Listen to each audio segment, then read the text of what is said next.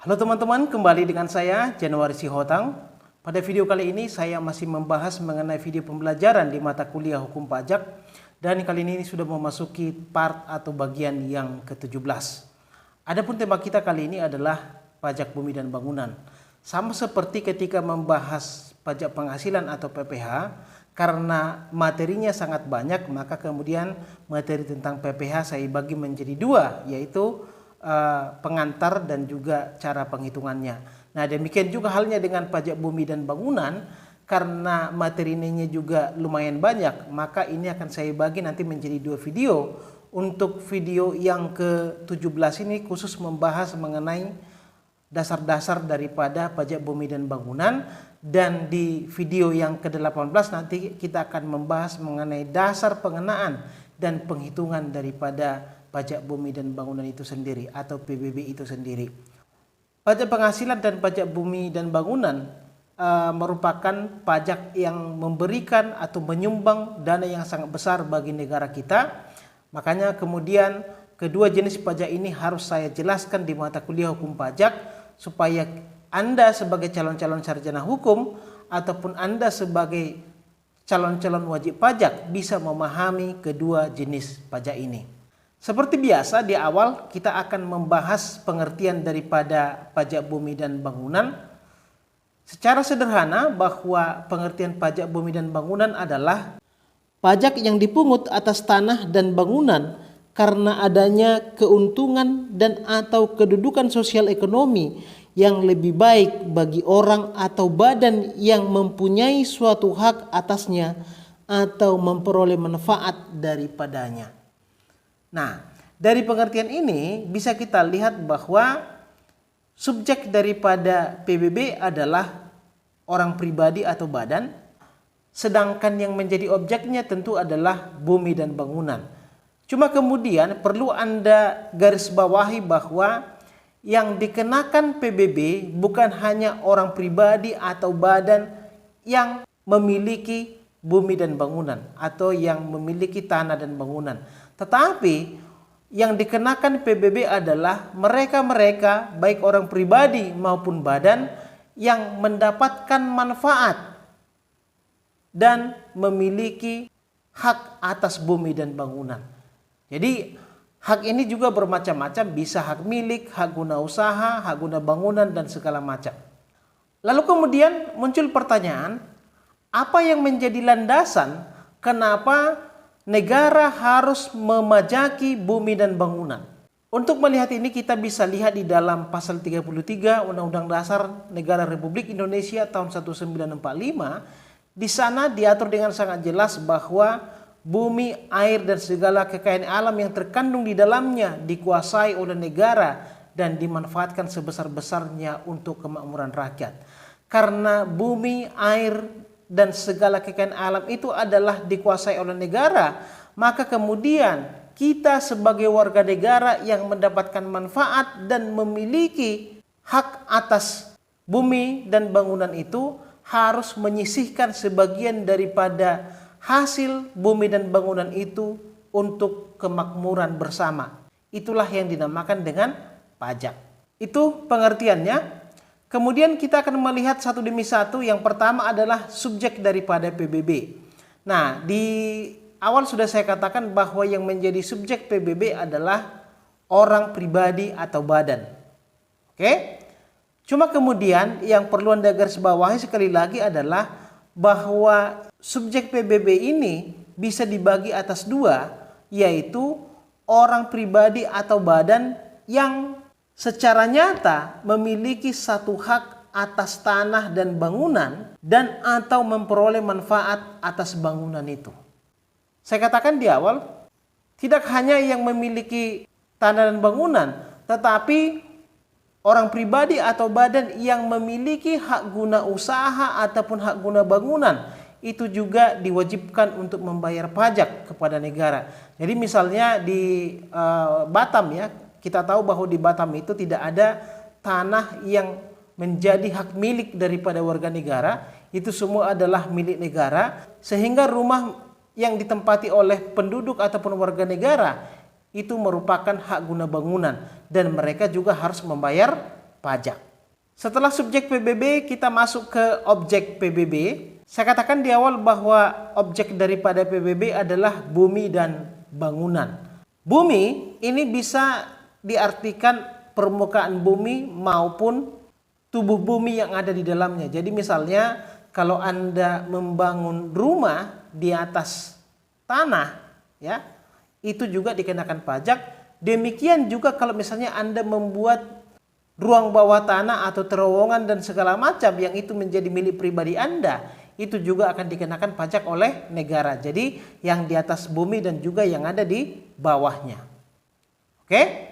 Kemudian bangunan ini adalah bangunan pada umumnya, ya, misalnya kalau Anda punya kantor, terus kemudian rumah, komplek peternakan, kolam renang dan segala macam.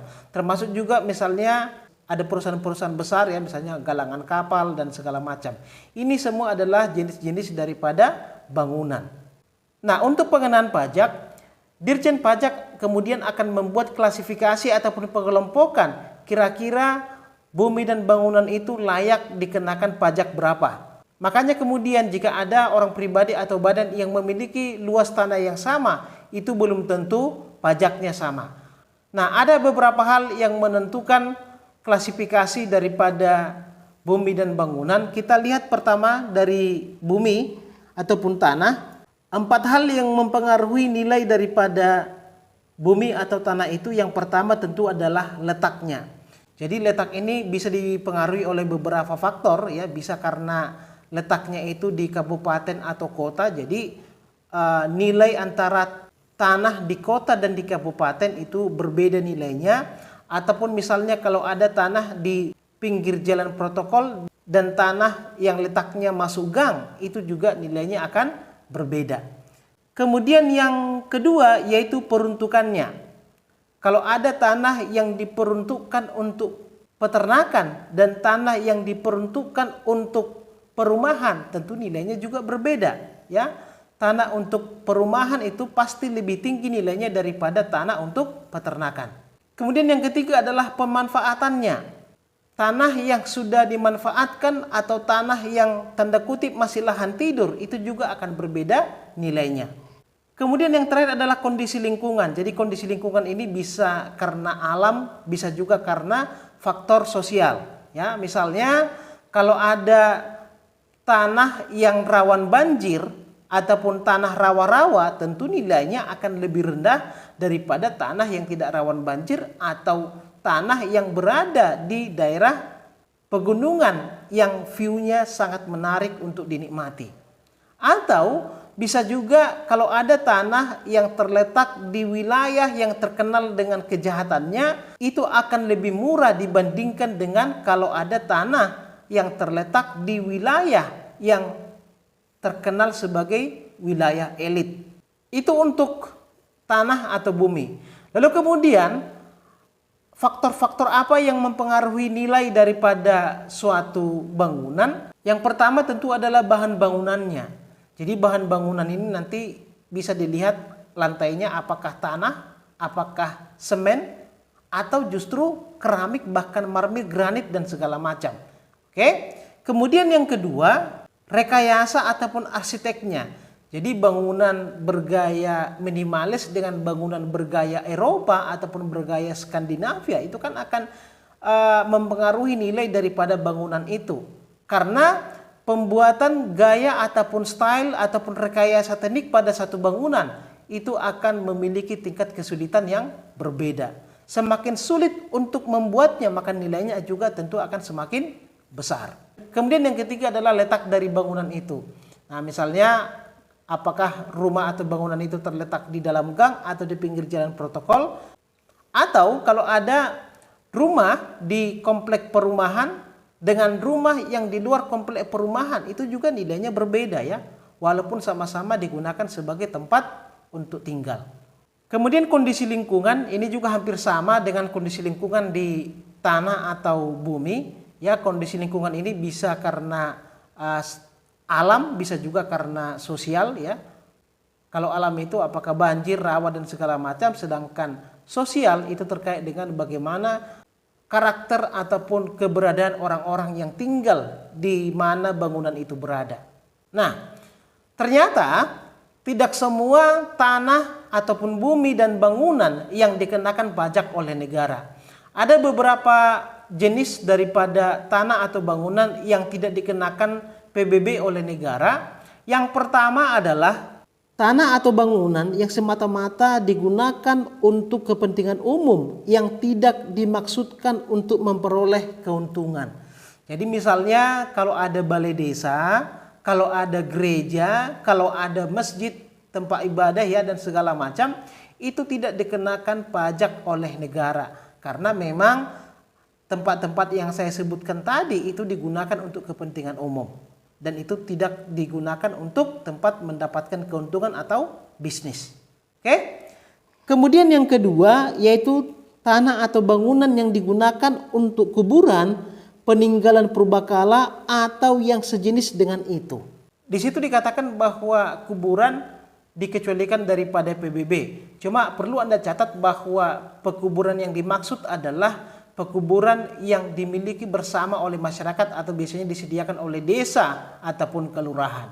Oke? Tetapi kalau misalnya Anda pernah mendengar ya di daerah DKI Jakarta atau di daerah Jabodetabek itu ada namanya San Diego Hills, atau kalau misalnya di Medan ada namanya Taman Eden. Ini adalah pekuburan-pekuburan elit yang dibangun oleh pengusaha ataupun investor dan mereka akan mendapat keuntungan daripada penjualan-penjualan kapling-kapling pekuburan mewah itu.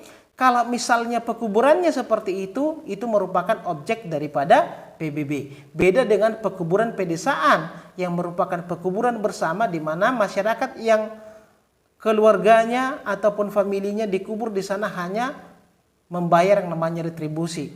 Sedangkan pekuburan San Diego Hills, lalu kemudian Taman Eden dan segala macam itu dikenakan pajak. Karena memang tanah pekuburan itu adalah bisnis bagi mereka yang memilikinya. Kemudian yang ketiga ya hutan wisata, kemudian hutan suaka marga satwa, hutan lindung dan segala macam itu tidak dikenakan pajak oleh negara walaupun wilayahnya itu sangat luas. Lalu kemudian yang keempat, tanah dan bangunan yang digunakan oleh perwakilan diplomatik negara asing. Ya, misalnya kantor kedutaan besar dan kantor konsulat itu tidak dipajaki oleh negara karena memang ini merupakan wilayah ekstrateritorial. Jadi misalnya walaupun kantor kedubes itu berada di Indonesia, yang tanah dan bangunannya terletak di Indonesia, namun itu dianggap bukan wilayah negara Indonesia. Tetapi itu adalah wilayah negara dari mana asal kedutaan besar tersebut. Tapi dengan catatan bahwa negara tersebut juga menerapkan hal yang sama terhadap kedutaan besar Indonesia. Jadi misalnya kantor kedutaan besar Malaysia itu tidak dikenakan PBB oleh Indonesia, kalau kantor kedutaan besar Indonesia di Malaysia itu juga tidak dikenakan PBB oleh Malaysia. Yang kelima yaitu tanah dan bangunan kantor perwakilan organisasi internasional. Jadi misalnya kan di Indonesia itu ada yang namanya kantor sekretariat ASEAN. Nah, kantor sekretariat ASEAN ini tidak dikenakan pajak oleh Indonesia kalau misalnya Indonesia masuk atau tergabung di dalam organisasi itu. Nah, karena Indonesia masuk di dalam ASEAN, maka Indonesia tidak akan memajaki tanah dan bangunan berdirinya kantor sekretariat ASEAN tersebut. Nah, itulah teman-teman sebagai pengantar ataupun dasar-dasar daripada pajak bumi dan bangunan. Di video berikutnya kita akan membahas mengenai perhitungan daripada pajak bumi dan bangunan ini. Oke, demikian video kita untuk kali ini. Semoga bermanfaat. Kita bertemu di video-video yang berikutnya. Terima kasih.